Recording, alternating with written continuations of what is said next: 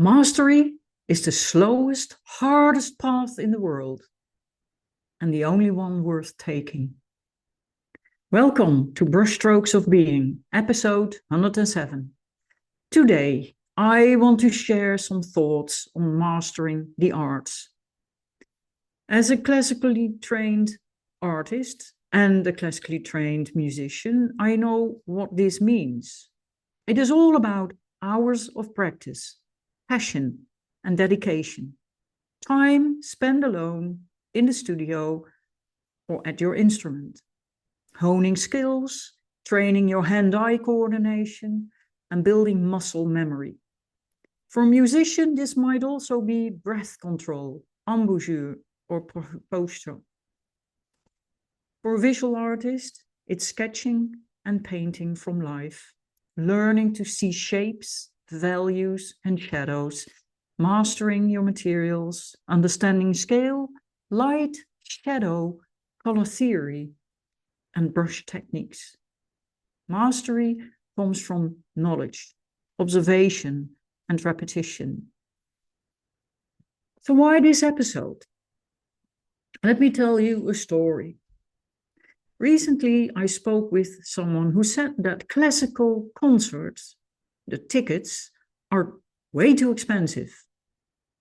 And I looked at him and said, "Are you aware how incredibly much work has gone into every musician that you listen to bring their stunning capabilities on stage for you? If you even consider how much training and dedication and resilience go into that to make it look as if it is easy, you could be very grateful if those tickets are not way higher." So he paused and quietly said, "Gosh, I never thought about it that way. You're absolutely right. I will think about that next time when I buy a ticket." As a teacher, I see this often. Students who are talented or eager to advance sometimes break down when confronted with the sheer effort required to truly master an instrument or an art form. For visual art, it's exactly the same. It takes practice, practice, practice. And in a world chasing instant gratification and quick results, the slow, deliberate cultivation of skill is undervalued. True artistry comes from persistent effort, day after day, from the patience to tell a story with your work. On my desk sits a quote. "The magic you are looking for is in the work you are avoiding." Ouch. Because every time I see it, I recognize my own resistance. We're human. But it also reminds me that mastery is only achieved through effort, even when we don't feel like it. Training skills, mastering the arts is deeply fulfilling, scientifically beneficial for our brains, and profoundly rewarding in itself. I see mastery every day in my series Exceptional Female Musicians. When I painted Janine Jansen performing Sibelius Concerto, I captured a musician completely united with her instrument and the music. Sol Gabetta, currently on my easel, embodies the same mastery, subtlety, strength, and poetic expression. These women are living examples of what years of dedication and skill look like.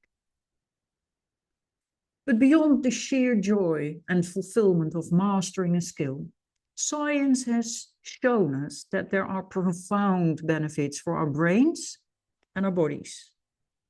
Engaging deeply in music or visual arts isn't just enriching, it physically shapes the brain.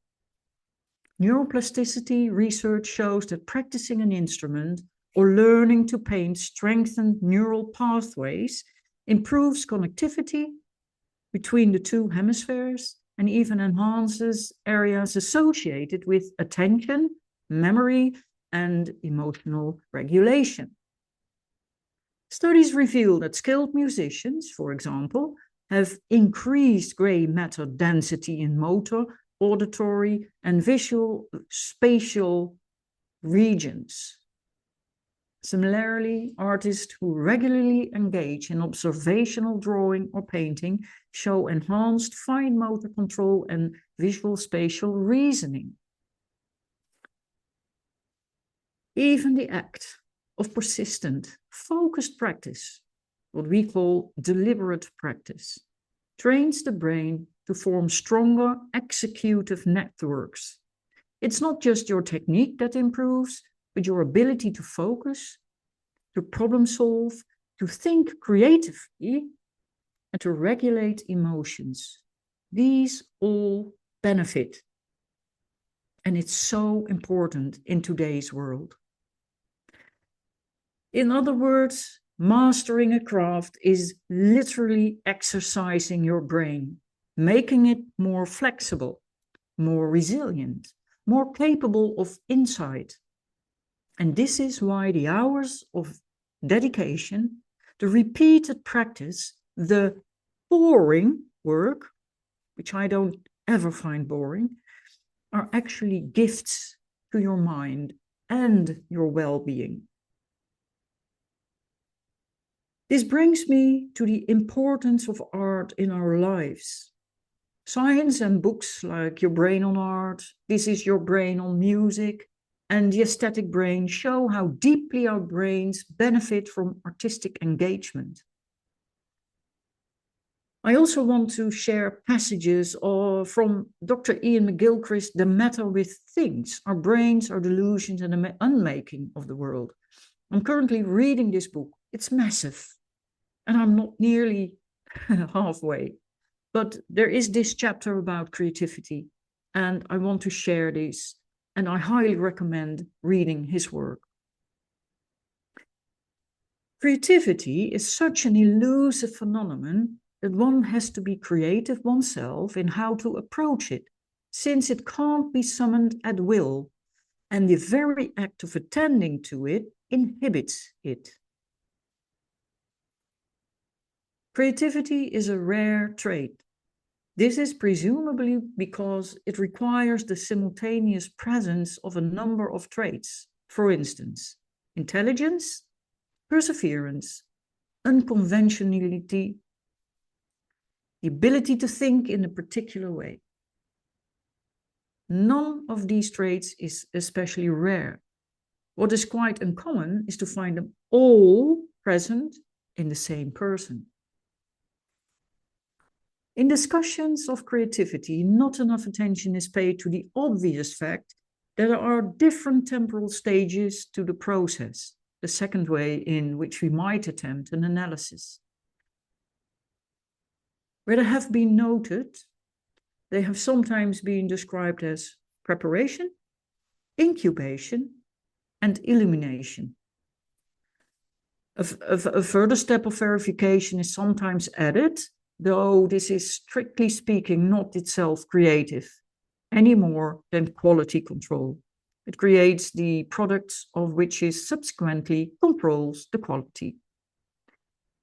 The first of these phases, preparation, is partially conscious and partially unconscious, partly willed and partially serendipitous, and may go on for years. It is generally associated with some pretty hard work, acquiring skills and knowledge, thinking consciously and mulling things over unconsciously, so as to prepare the fertile ground in which the seed can grow. The second phase, incubation, is unconscious and not under voluntary control.